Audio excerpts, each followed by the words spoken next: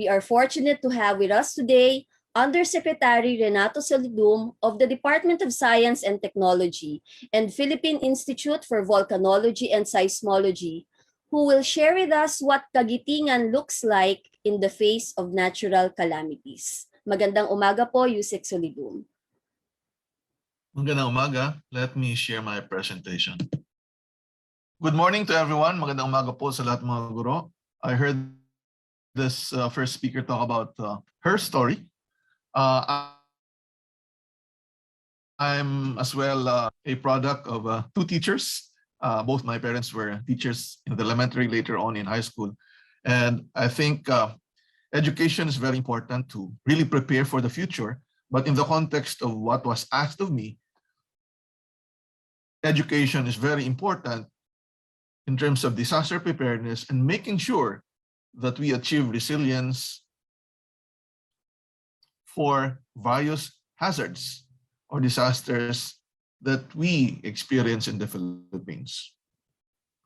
As we all know, Filipinos prepare more for hydrometeorological hazards, those related to weather and climate, as we are affected by an average of 20 tropical cyclones visiting the Philippine area of responsibility.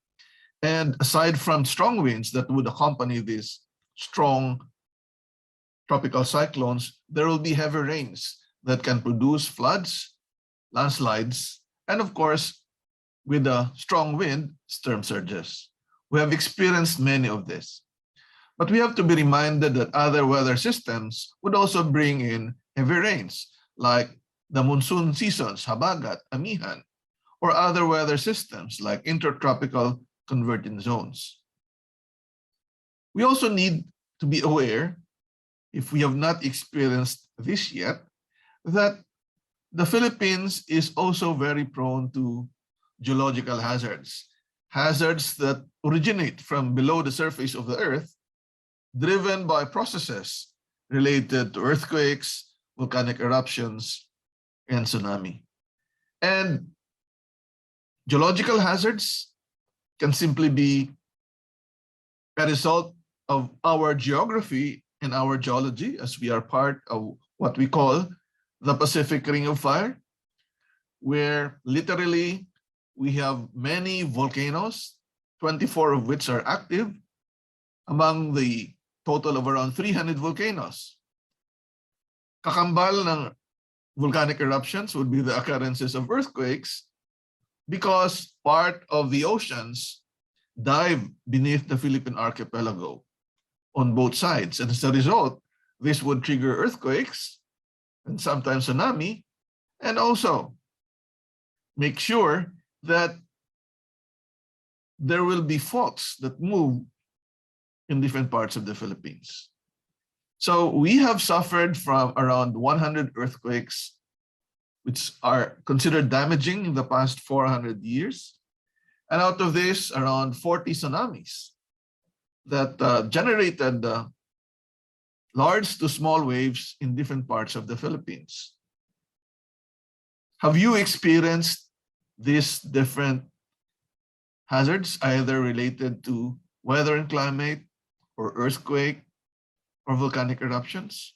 I would assume yes, because there is no place in the Philippines that is safe from a single hazard. In reality, the Philippines is such a beautiful place.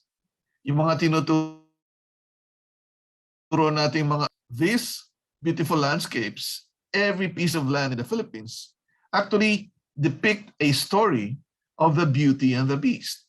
We see this as beautiful landscapes, but behind these beautiful landscapes were the hazards that caused these landscapes to be formed.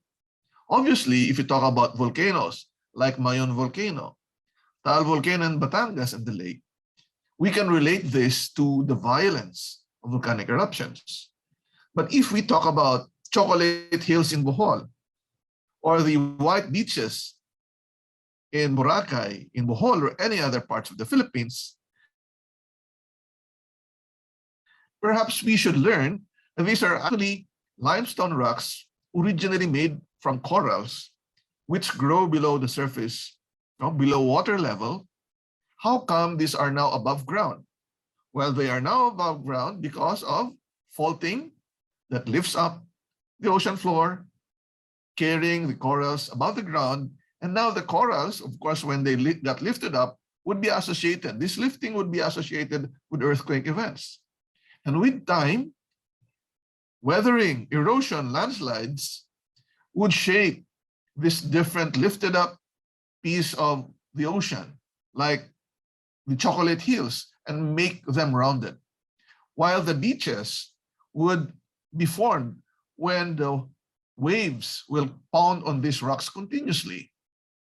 Sometimes waves related to storm surges or related to tsunami.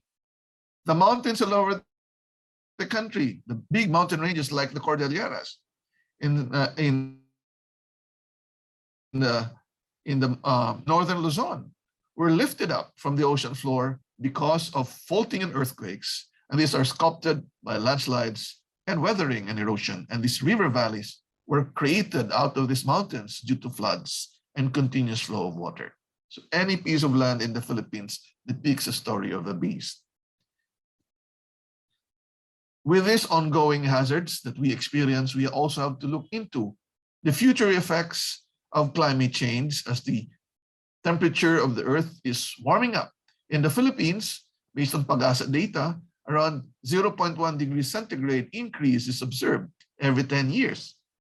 And this would continue, where we will see around 2 degrees centigrade of temperature increase, changes in the water distribution through rainfall. There will be days that the rainfall will be extreme. There will be many areas in many months that will experience drought. And tropical cyclones, although not expected to increase in number, will increase in intensity. So in the long term, we will see these things plus the effect on our environment, the coast, the marine environment, the forests. Agricultural production will be influenced because of perhaps changes in water supply, and changing rainfall patterns will also affect different health diseases. So we need to prepare for this. So how do we prepare for both hazards and climate change? Well, we have to look at the historical earthquakes, historical tsunamis, and historical volcanic eruptions, because most often people prepare if they have experienced it. However, large-scale natural hazards do not occur every 10 or 40 years or 50 years. It may go beyond your lifetime. So we need to look at our history and, of course, science to predict the future. In 1968, a magnitude 6.8 earthquake occurred in Casiguran, Aurora. This is 200 kilometers away from Manila, but despite that distance, a building called Ruby Tower collapsed.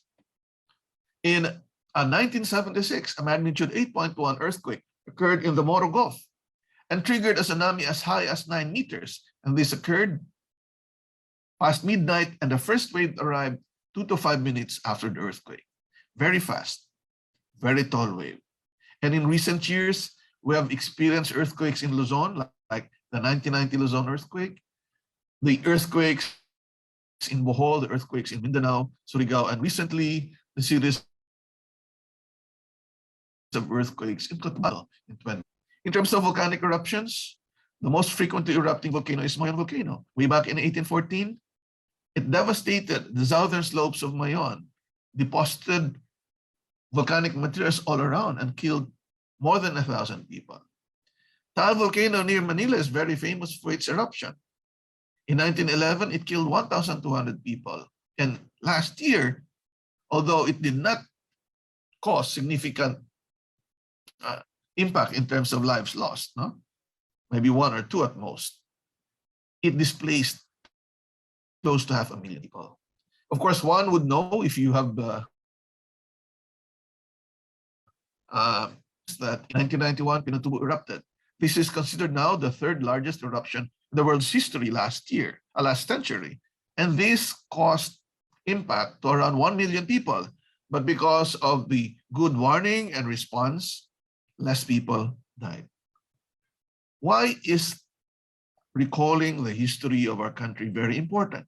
So that we would know what happened in the past, we would know that indeed these have occurred in our own areas. And if this have occurred in the past, it can happen again in the future. So it is important for us to note that disaster education and preparedness require a look back, balik tanaw, so that we will know what happened before, and because it happened before, it can happen again in the future. If the experience of an area is not so long, then we should, of course, rely on scientific studies that are available, maps that are digitally available, so that we can better prepare your schools and your communities. How do you go about this? Typically, when I deliver a lecture in one place, and if there are historical churches in the area, I would try to go to that place early. Before the pandemic, I usually go around the country and talk about preparedness. So, example of a resource for looking back would be the signage at historical buildings or churches. For example, the Roman Catholic Cathedral of Manila would tell us that this church has been destroyed by earthquakes, like in 1863. Okay, this would be affected again by many earthquakes. 1863, again in many churches, you can see this. So this is a convincing resource to let younger generation believe that their area has experienced. In fact, Manila Cathedral suffered from 3 earthquake events. 1881, okay? We also need to look at the publication, old newspapers, like for example, in 1968, the Rubert Tower collapsed. But for everyone, the catalog of historical events, catalog of earthquakes, catalog of volcanic eruptions, catalog of tsunamis are also available at the Department of Science and Technology, PHIVOLCS.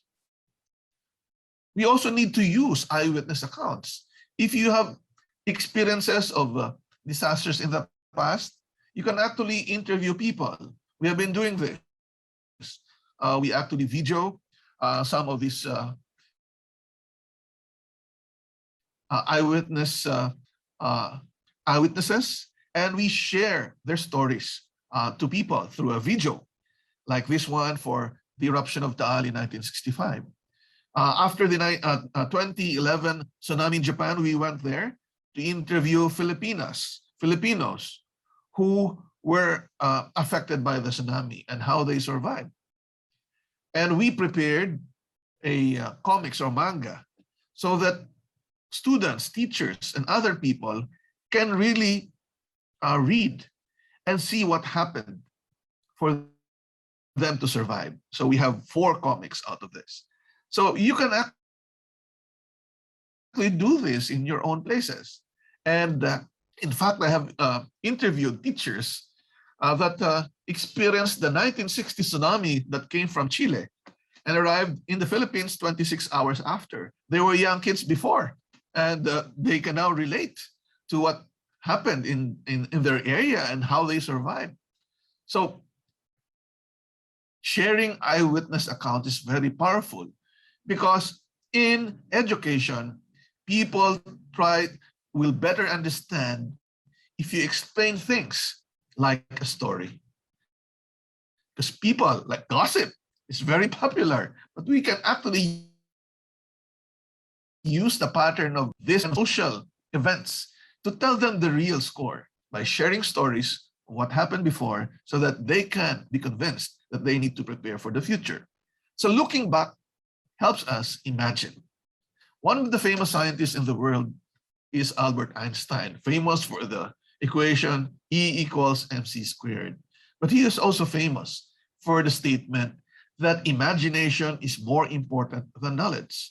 We will not have this kind of digital meeting if people did not imagine the computers, did not imagine the communication tools, imagine how to harness electricity.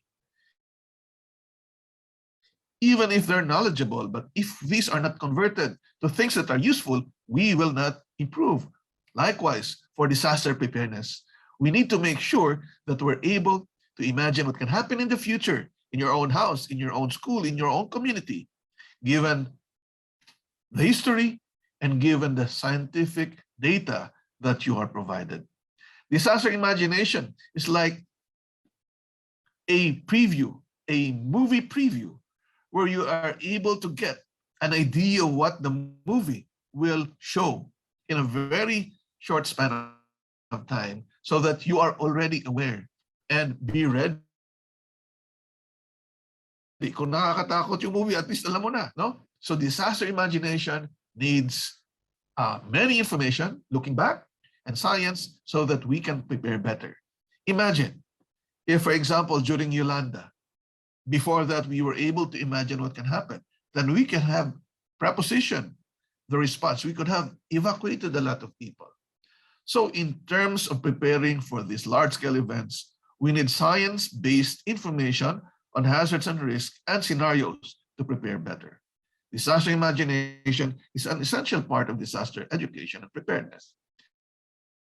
To prepare and to reduce the impact, we are advocating for 4 things that everyone must do. First is to know the hazards and the risks, knowing what can harm you and how you will be affected. Second is be able to monitor what can harm you. And these are usually done by the national monitoring agencies. But communities and schools can actually also monitor localized events like floods, landslides, and tsunami. We need to be able to warn and disseminate the information. And most importantly, students, teachers, communities need to understand the warning and the appropriate response. Because the most important part of disaster risk reduction, lessening the impact, is our own response, which should be proper and timely. Disaster education and preparedness is essentially a provision of knowledge necessary to reduce the vulnerability, the proneness of students, teachers, and the community to various hazards. And our aim is to increase action or preparedness by presenting information about the hazards of the risks. So what are some of the initiatives that we can share? And I will use DOST-PHIVOLCS as an example. Digitally, every information is at your fingertips. What hazards will affect your house, your school, your community is very easy to obtain through the various applications that the GeoRisk Philippines initiative, a platform for sharing information led by DOST-PHIVOLCS. Foremost among these applications is the Hazard Hunter Philippines. The Hazard Hunter Philippines can be used using the URL below, or you can download an Android version of the app, but essentially using the GPS of your phone, typing in the location, putting in the geotechnical descriptions like latitude and longitude, knowing what can be provided for you to prepare is very easy. Just double tap the screen of your phone and you will be given an assessment of the hazards in less than 1 minute. To determine how safe your house is, your school building is to earthquake events, we have developed as How Safe Is My House or building application if it's 1 to 2 story concrete house. These are downloadable, only 12 questions that you need to answer. And at the end of the question, you'll find out if building or house will collapse or not. We have many school-based preparedness. We have flashcards so that you can use it even without electricity. You can go around, bring it to anywhere, and you'll be able to relate to young ones and even old ones about hazards and risks and how to prepare. We have capacity building initiatives, especially for teachers. We have exhibits so that students and teachers can visit. We're preparing a virtual tour of our exhibit room so that because of this pandemic, many people can actually visit the exhibit and know what is in there virtually and don't need to travel and be safe from this COVID-19. We have pioneered the conduct of drills all over the Philippines. And we are providing technical assistance to schools and the Office of Civil Defense on this. During this COVID-19 pandemic, we have produced information materials on how to prepare for the new normal, where we emphasize that if in case evacuation is needed, when there's a large earthquake event or tsunami or volcanic eruption, this takes precedence over the stay-at-home order for COVID-19. Because if you're inside the building, you might get killed because it might collapse. We have many competency capacity building activities for teachers, and I hope some of you have been trained. We do it by divisions of schools. We have training on communicating volcano, earthquake, and tsunami hazards for DepEd high school teachers, for elementary teachers, on the use of our information materials, and we have a specialized training for specialists or supervisors for the education program. We have different manuals that are available. We also have guidance for DepEd focal persons for disaster risk reduction. So these manuals are available with training, and we hope that we can invite many more teachers to avail of this so that you are prepared, so that you can help students prepare and help your family and communities prepare. We can do this online, or we can do a blended style of learning. We have been doing this since last year, and in fact, we can cover more divisions with this modality. So let me end by saying that disaster education aims to increase preparedness by presenting information about the hazards and the risks. But please note, again, the first speaker already mentioned this, that there are people in the social media that are stating something related to the hazards and the risks, which are not that correct. So I hope that you rely mostly on mandated organizations to do this. We have our own social media accounts as well. Disaster imagination is an important part of disaster education and preparedness, and it is important that we look back on historical disasters to help us imagine what can happen in the future. So ladies and gentlemen, thank you for listening. And if you have questions, you can send messages on the chat that I hope I can answer. Thank you very much.